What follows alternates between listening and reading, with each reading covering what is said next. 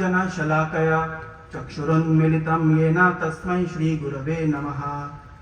नमः ॐ विष्णुपादाय कृष्णप्रेष्ठाय भूतले श्रीमते भक्तिवेदान्त स्वामिन् इति नामिने। नमस्ते सारस्वती देवे गौरवाणी प्रचारिणे निर्विशेष शून्यवादी पाश्चात्य देशतारिणे। जय श्री कृष्ण चैतन्य प्रभु नित्यानंद श्री अद्वैत गदाधर श्रीवासादि गौर भक्तवृंद। हरे कृष्णा कृष्ण कृष्ण हरे हरे, हरे राम राम राम हरे हरे। हरे कृष्णा।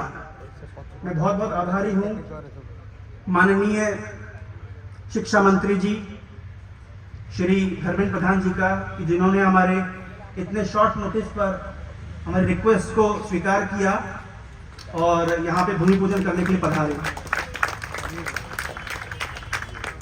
सर, मैं आपको बताना चाहूंगा कि ISKCON international society for Krishna consciousness अंतर्राष्ट्रीय कृष्ण भावनामृत संघ, इसकी स्थापना श्रील प्रभुपाद जी ने सन 1966 में अमेरिका में की थी और उद्देश्य क्या था? पूरे विश्व में वैदिक ज्ञान का प्रचार प्रसार करना।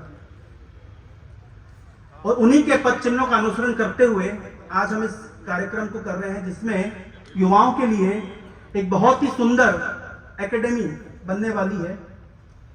इस एकेडमी में हम स्टूडेंट्स को बहुत ही साइंटिफिक तरीके से, लॉजिकल तरीके से भगवद गीता की शिक्षाएं प्रदान करेंगे। योग, मेडिटेशन, सात्विक डाइट, इस विषय में उनको प्रेरित करेंगे। ISKCON temples are not just temples.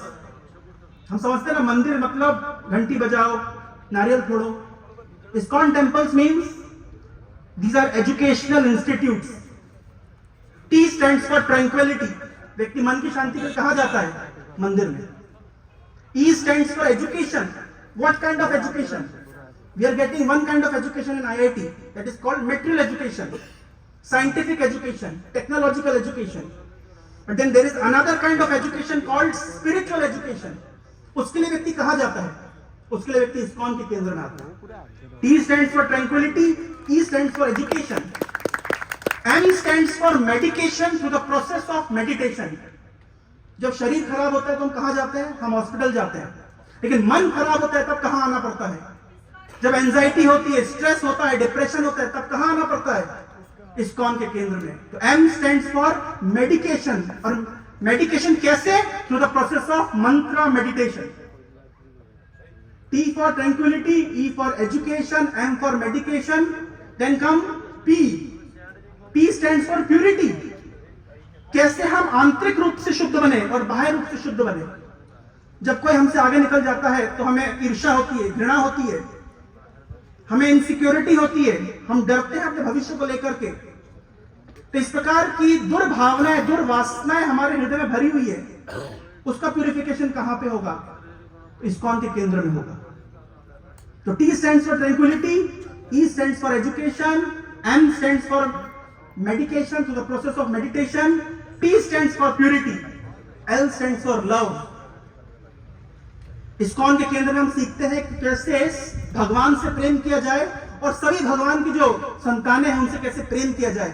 आज हम देख रहे हैं पूरे विश्व में हर जगह युद्ध हो रहा है, लोग एक दूसरे को मार रहे हैं, न्यूक्लियर बॉम्ब गिरा रहे हैं।